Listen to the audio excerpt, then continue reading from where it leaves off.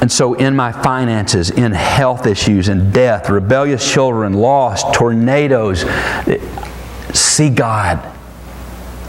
See Him in those things. And see through the visible to the invisible.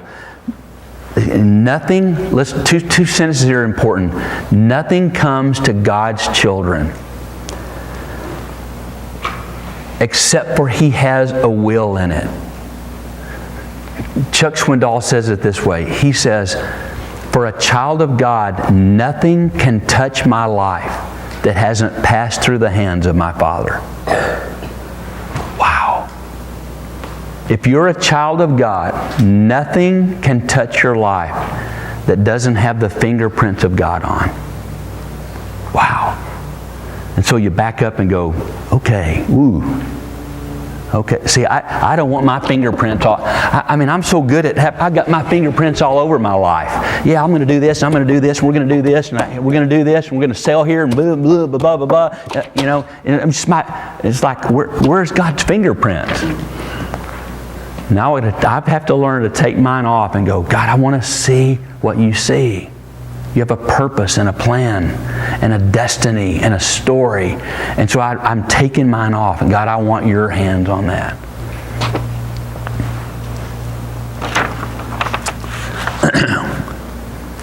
So David says to Abishai in verse 11, my son, who is of my own flesh, is trying to take my life. Talking about Absalom. How much more then this Benjamite? Leave him alone. Let him curse. For the Lord may have told him to.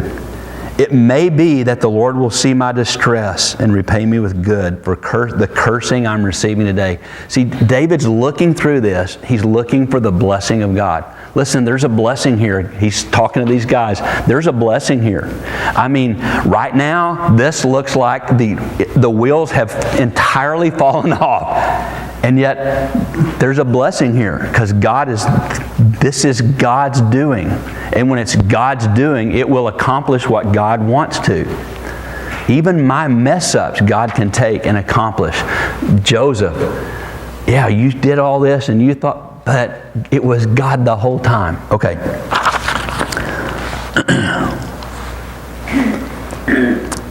And so David and his men, this is awesome. David and his men continued along the road while Shimei was going along the hillside opposite him, cursing as he went, throwing stones and showering him with dirt. Listen, here's the deal. He just kept walking. He just continued along the road, the writer writes.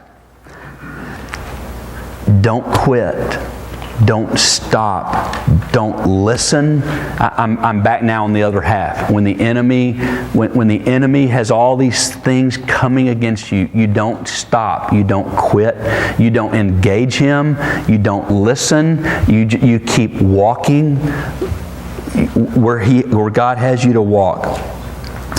And he's lying. I mean, Shimei is walking like David and his men are down here, and Shimei is just mirroring him, and he's throwing, cursing the whole time, kicking stuff all over them. It's the same with the enemy, and it's these lies. Listen, a lie only has power if you believe it. A lie of the enemy only has power if you believe it. Conversely, the truth only has power if you believe it. Okay, I'll let you chew on that one. That's okay? All right. So Shimei's, he's throwing his curses and stuff. You're not worthy. You know what? You're not. But Jesus is. The Jesus in me is worthy. Okay, and then the last little thing. The king and all the people with him arrived at their destination exhausted. The word I want to use, I mean, we could talk about the exhaustion thing. Some of you said this morning, Ariel, are you so tired? Because, the whole weekend was just crazy. But here, I want to look at the word destination. They arrived at their destination. Listen to me. You got to know where you're going. We have to know. It's like I would never get, "Hi, welcome to Southwest Airlines. Please find your seat. And I'm the Bobby Price, the captain of the day. I have no clue where we're going. Just buckle your seatbelt and we'll just see what feels good." Really? Hey, Eddie Dixon, can you come build me a house? I don't care what you build, just what you feel like today. You throw a stud here. What? Who wants to live in that?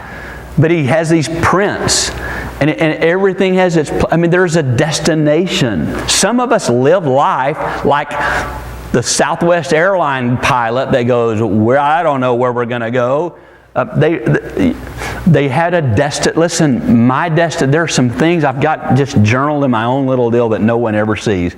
It's just like things that I sense God is doing in me.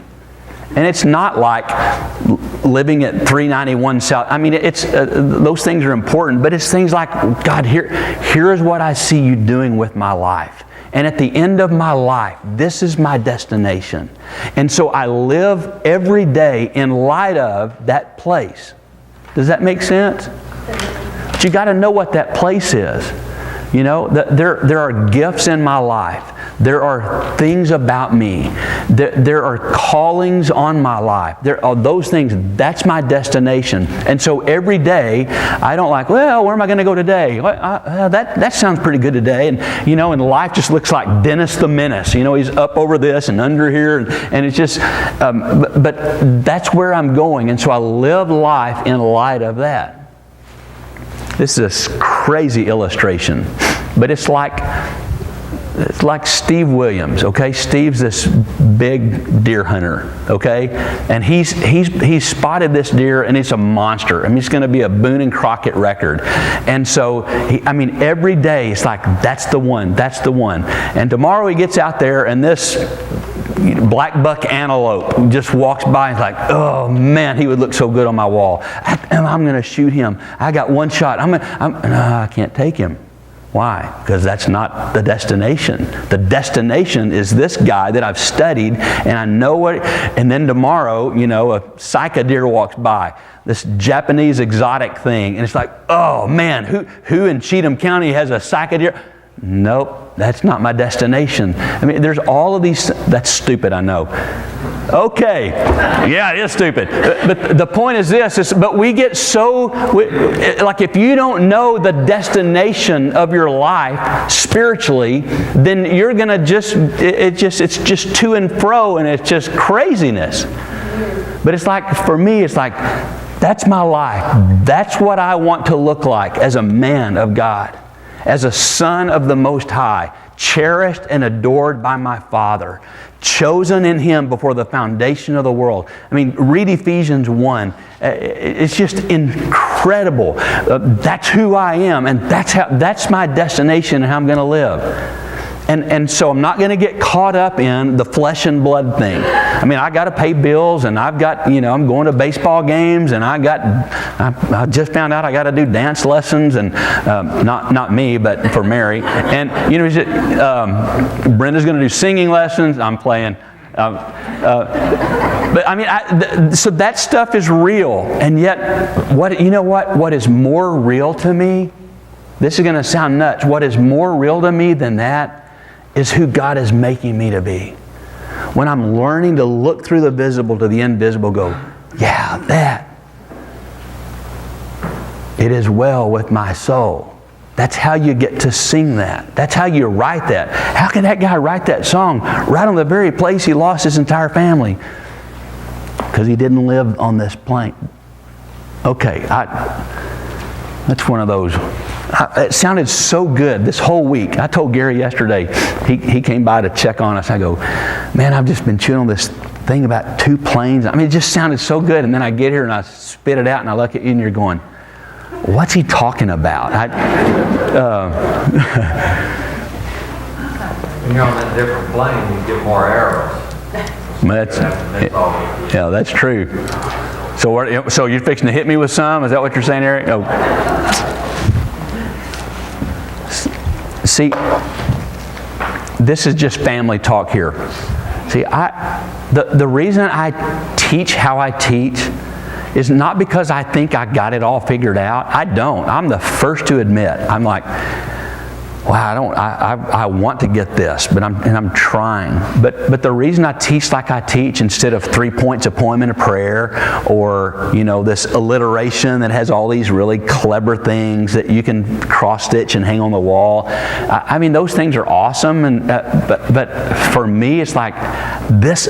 I got to dig this out to where it walks itself out. I mean, if I can't take this sermon and go home and live it today, tomorrow, and all week, then it's hogwash to me. And so that's why I teach like I teach. It's like this whole two-plane thing and 3D and dumb deer illustrations. Like I have to do it in a way that I can understand to scratch and claw to figure this thing out. Because it's not enough for me anymore to play church and, to use Jesus as a window dressing on my life. He is my life. And the New Testament talks about if He really is, then I also share in His sufferings. I mean, there's just so much about... I'll stop. Why I chased this rabbit was, the reason I teach how I teach is I want us all to get this together. And I'm fumbling around going, but gosh, if you can get it, then today's been worth it, And if Josh, if you're one step closer to understanding, then yeah, that's what it's about. Okay. I love you all so much. Listen, seriously, does anybody need any help from the last 2 days?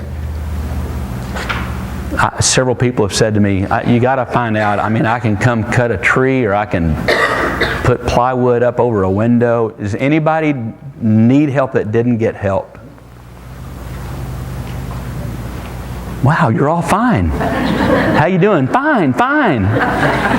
It's all the Baptist thing.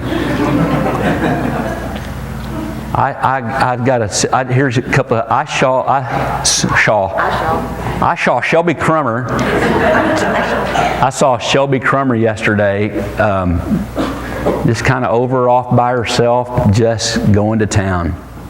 And she was the expression of Jesus to a lot of people at an apartment complex, condos, whatever you call it. Just quietly doing her little thing, serving, ministering. I told Tony Powell last night, it was that, oh shucks. But I called him late last night. I go, I just want you to know, I watched you. I mean, he helped at my house, but that wasn't why I wasn't repaying him for that. But I watched him. This one lady, he found out. We found out, and then I had to go. Found out about this lady who was a nurse at Baptist, could not get home, and her house was a mess. And Tony had this makeshift. He had taken a side of a tent, and anyway, it's a long story. But I mean, here's this lady he didn't know. He's going, she's not home. I'm going to get her windows covered up. Yeah, Tony Powell, Shelby Crummer, and all of you being the expression of Jesus to a world that only sees on this plane. Isn't that amazing? And you go be the expression of Jesus, and it's this, oh, they see on this plane. Isn't that awesome? So this week, go be the expression of Jesus where you live. Go have fun. Seriously, have a blast being the expression of Jesus Christ to the world around you. And where they scratch their head and going, am I seeing what I think I'm seeing? Yeah, it's the expression of the love of God through you. The conduit of Jesus. All right, let's pray. I better pray and get myself out.